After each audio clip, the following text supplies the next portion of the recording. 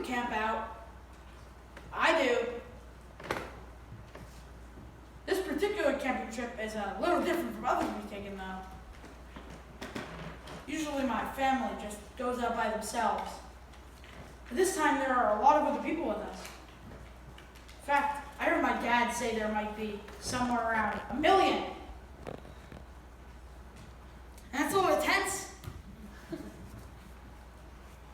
But I do know this. When we all set up our tents at night, I can stand on the highest hill around and still not see the end of the city. The other thing that's different is that I don't know how long we'll be camping.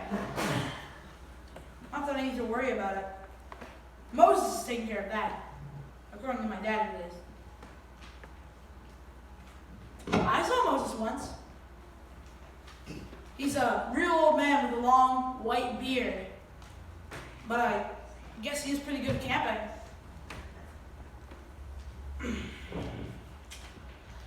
My mom told me he's been camping out for the last 40 years, taking care of someone's sheep. Anyways, I was very happy with the place he chose to set up camp tonight. My favorite places are next to water. My brothers like to fish, but I just like to throw stones in the water and watch the waves lap against the shore. I was hoping we could stay here for a week or so. I was being pretty pokey about bringing firewood back to my mom so we could fix up supper. Suddenly I heard my brother yelling my name. He sounded upset. I thought he was mad that I was being so slow to gather all the firewood, but that wasn't it at all. Soldiers! Egyptian soldiers! In chariots! Hurry! Forget the firewood! Hurry! He was so excited he couldn't get out a complete sentence. And I understood why as soon as I got to the top of the hill. Way off in the distance was a cloud of dust. And in the cloud, if you looked real close, you could see the horses and the sun glinting off hundreds of chariots. Are you sure it's the Egyptians?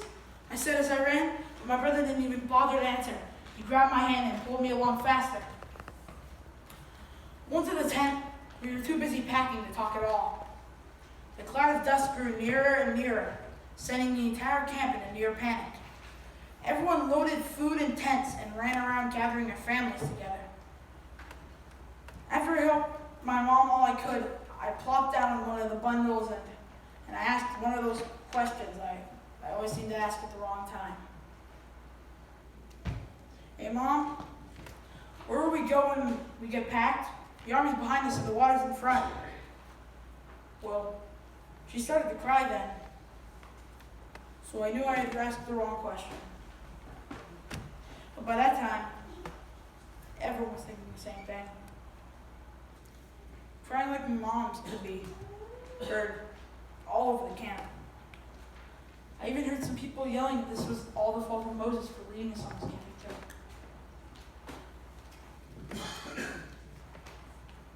Then, as I looked around, I saw something else that people were doing. They were gathering in little groups and praying. They were asking God for help. I figured that was a pretty good idea. So I walked over to the nearest group and stood there listening while one of the men prayed. As he talked, I thought about God. He is so powerful and wise. Surely he could find a way out of this mess we were in. I just hoped he would hurry, because that cloud of dust was coming nearer all the time. Just then, a man came riding over the hill on a horse. We knew he had to be from Moses, so everyone stopped praying and listened.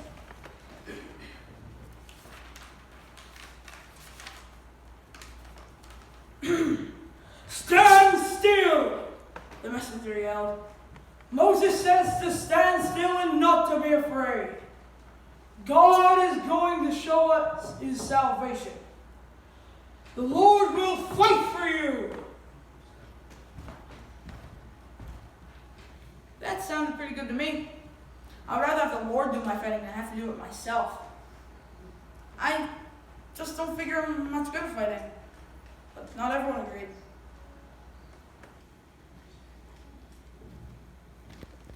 Wouldn't it be better just to go back and serve the Egyptians? Someone asked. But the messenger didn't answer. Instead, he pointed towards the seashore, where a man was walking along carrying a big stick like a shepherd's staff. "It's Moses," I whispered to my brother. Right up to the water he walked. Very slowly he stretched out his hands and that long rod over the water. Slowly at first, and then faster and faster, the wind began to blow over the water. As the wind blew, the water piled up on itself like huge liquid cliffs. Higher and higher, the water piled up until right through the middle of the Red Sea lay a path of dry land wide enough for all of us to walk on with our tents and animals.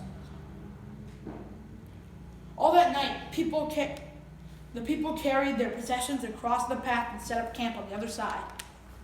The next day, when the Egyptian army tried to follow us, the wind stopped and the water came right back down and drowned them all. Do you suppose anyone was griping and complaining about God and Moses that day? No siree. Everyone in the camp knew now what a powerful God we were serving.